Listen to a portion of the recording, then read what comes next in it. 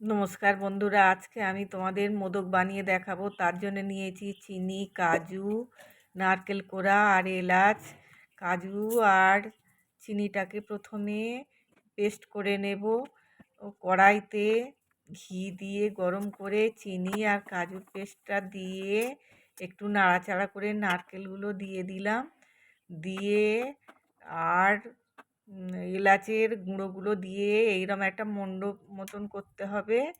করে হাতে ঘি লাগিয়ে প্রথমে গোল লাড্ডুর মতন করে, তারপরে একটু উপর দিকে সরু করে আর চামচের সাহায্যে গায়ে দাগ কেটে দিলেই তৈরি হয়ে যাবে মোদক।